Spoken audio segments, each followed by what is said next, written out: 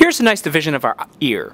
The ear can be divided into three major sections. Something what we call the external ear, which extends from the tympanic membrane out, the middle ear, which goes from the tympanic membrane to the oval window, and then the inner ear, which we aptly expose as this bony labyrinth and inside your bone.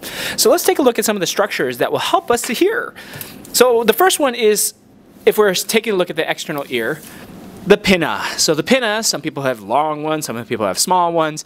This is the pinna of the ear, helps funnel in sound into what we call the external acoustic meatus, which is the opening here, and then travels down the external acoustic canal.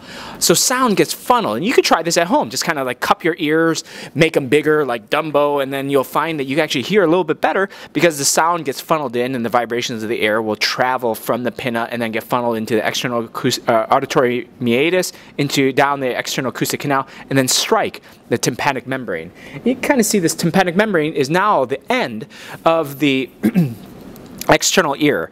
The tympanic membrane does actually make a seal so that if like a bug were to crawl in, and I've seen enough people with bugs in their ear, they can't get into your brain unless they break the tympanic membrane. So this is why they also tell you don't use the Q-tip, or when you feel pressure, stop the Q-tip and stop pushing it in, because of course you have the tympanic membrane right there.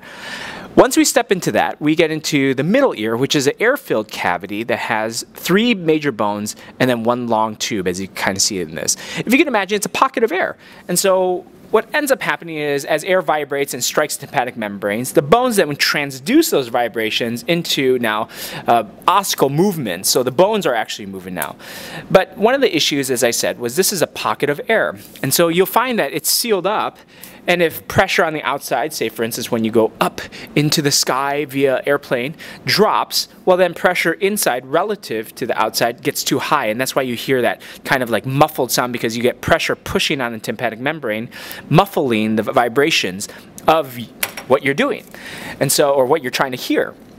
So how do we equilibrate that? So we have this nice auditory tube. They used to be called eustachian tubes, but now they just call them auditory tubes, which is hilarious because I just think auditory tubes, you're not going to hear anything from that. You just equilibrate pressure. So what you do is you yawn, or you open your mouth real wide, or you chew, or you swallow. Pops this open, and then out burps up a little bit of air, and then voila, you get this pop in your ear, and then you don't, then you can hear again, because of course you don't have the pressure pushing on the tympanic membrane.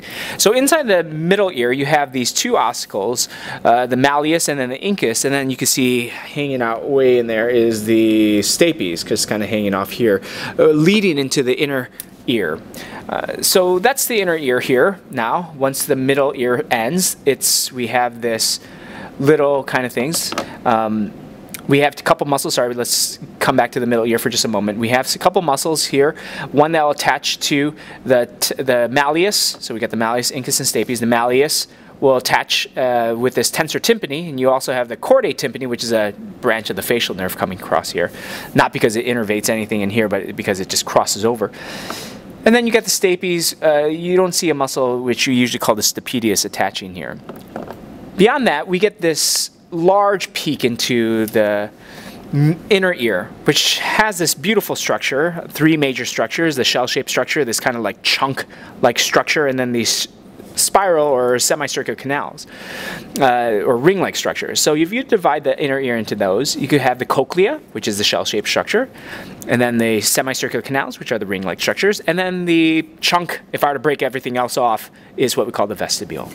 You can see the vestibular cochlear nerve coming off with its different components, and then from there you have the complete overview of the ear. So let's review. External ear, which has the pinna, external acoustic meatus, the opening, external acoustic canal, which is this canal, and then you have the tympanic membrane where it ends. Middle ear, which you have the three auditory ossicles, a couple muscles, the tensor tympani, the stapedius muscle, a nerve called the chordae tympani, and then this auditory canal, auditory tube, I'm sorry, that opens up to equilibrate pressure, and then the inner ear, which has the bony labyrinth that has these ring-like structures called the semicircular canals, this chunk-like structure called the vestibule, and then this shell-shaped structure called the cochlea.